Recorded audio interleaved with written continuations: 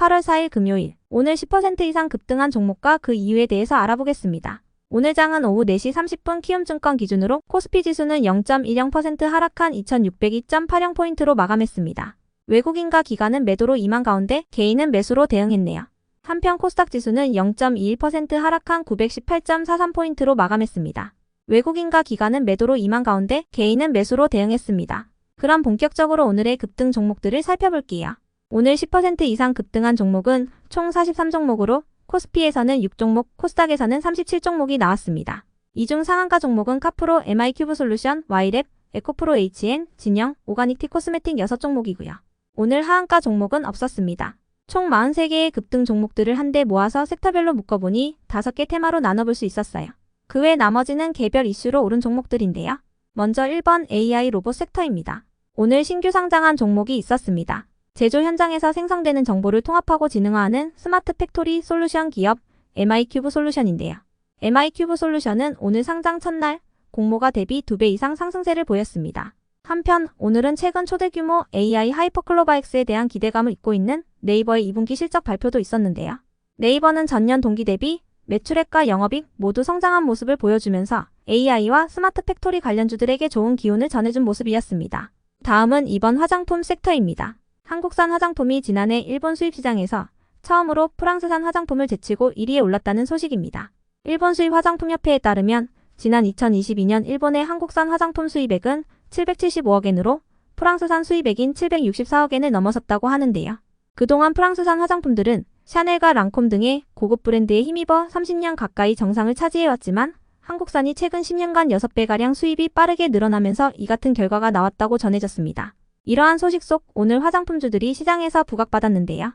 그 중에서도 오가닉 티코스메틱은 어제 장마감 후 244억원 규모의 복권통운 무역유한공사 주식 양도 결정 공시를 하면서 오늘 상한가로 마감했습니다. 다음은 3번 2차전지 섹터입니다.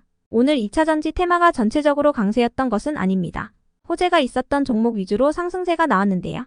에코프로 HN은 전지재료 신사업 소식에 상한가로 마감했고 테라사이언스는 자회사인 신한리튬이 신한에서 리튬 추출을 본격화한다는 소식이 있었습니다. 또한 광무는 인수합병을 통한 2차전지 첨가제 등의 제조산업 진출을 공식화했다는 소식에 급등세를 보였네요. 다음은 4번 흉기난동 섹터입니다. 지난달 신림동 흉기난동에 이어 어제 서현역 인근에서 또다시 묻지마 칼부림 사건이 발생했습니다.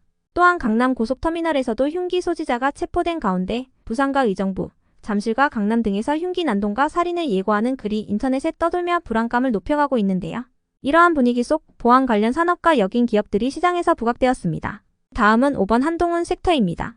여론조사 업체인 리서치뷰가 이틀간 성인 유권자 1000명을 대상으로 조사한 결과 범보수진령 차기 대권 주자로 적합한 인물에 대해 한동훈 장관을 꼽은 응답률이 20%였다고 하는데요.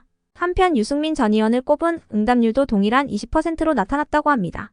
현재 증시의 테마가 명확하지 않은 상황 속에서 오늘 한동훈 장관 관련주가 장중 주목받은 모습이었습니다.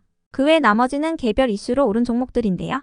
먼저 Y랩이 상한가로 마감했습니다. 네이버가 오늘 2분기 실적 발표 컨퍼런스콜에서 네이버 웹툰의 미국 증시 상장은 계획대로 진행 중이고 내년에 상장할 수 있도록 준비 완료하겠다라고 언급했는데요. 해당 소식에 웹툰 테마가 상승하면서 Y랩이 관련주로 급등세를 보였습니다. 이어서 카프로는 어제 경영권 매각 절차에 돌입했다는 기사가 나오면서 급등했습니다. 카프로는 소시어스를 자문사로 선임하고 경영권 매각 절차에 들어갔으며 해당 매각은 신주를 발행하는 제3자 배정 방식의 유상증자를 통해 과반 지분을 넘기는 방식이라 알려졌습니다. 이어서 진영은 반도체 공정 과정에서 주요 부품 이송에 사용되는 대전방지 필름 개발을 완료하고 제품 성능 테스트를 진행한 결과 기존 제품 대비 뛰어난 대전방지 성능뿐 아니라 내구성도 뛰어났다는 결과를 얻은 것으로 알려져 급등했는데요. 해당 제품은 반도체 공정을 중심으로 채택될 가능성이 높으며 현재 S사향으로 공급하기 위해 내구성 등의 다양한 테스트를 진행하고 있다고 전해졌습니다. 한편 태평양물산과 DDM-ENF, 리더스 기술투자, 손오공, 이미지스의 오늘 급등 이유는 파악되지 않았고요. 이어서 TS트릴리온은 어제 장마감 후 영등포구에 있는 토지에 대한 자산 재평가를 실시한다는 공시를 띄우며 급등했는데요. TS트릴리온은 재무구조 개선과 주주가치 제고를 목적으로 자산 재평가를 실시한다며 재평가 대상은 양평동에 위치한 본사 사업과 강원도에 위치한 호텔, 파주시에 위치한 물류부지라고 밝혔습니다. 다음으로 남성은 아마존이 시장 예상치를 웃도는 2분기 실적을 발표하면서 남성이 아마존의 차량용 AI 비서 알렉사 오토를 탑재한 인포에티먼트 기기를 세계 최초로 개발했던 이력이 부각되며 상승한 것으로 파악되고요. 이어서 플래스크는 자회사인 팬덤 코리아가 워너뮤직 코리아와 마이클 잭슨 헌정 앨범 유통 판매 계약을 체결했다고 밝히면서 상승했습니다. 한편 알맥의 오늘 급등 이유는 파악되지 않았지만 최근 현대차와 기아차의 호실적 속에서 자동차 부품주로 반등한 것이라 추정되고요. 다음으로 대구백화점은 중국 정부가 자국 민 해외 단체 여행 허용국에서 한국을 배제하고 있지만 한국을 찾는 중국인 관광객은 크게 증가하고 있다는 소식에 수혜 기대감을 잇고 상승했습니다. 이어서 UIL은 하나증권에서 UIL의 전자담배 부문을 주목해야 한다고 언급하면서 상승한 것으로 파악되는데요. 하나증권은 UIL이 글로벌 담배 기업 PMI를 신규 고객사로 확보하면서 실적 퀀텀 점프의 기반을 마련했다고 분석했습니다. 이어서 브릿지 바이오 테라피틱스는 신사업으로만 이르면 연말에 수십억 원 규모의 매출 성과를 내겠다고 자신하면서 상승한 것으로 알려졌습니다. 브릿지 바이오는 지난 4월 앨리스 진단을 인수하면서 사업 다각화 계획을 발표한 바 있습니다.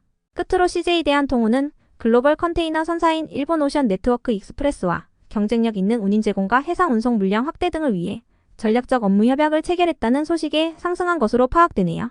여기까지 오늘 10% 이상 급등한 종목들을 알아보았습니다. 다음 주도 성투하세요.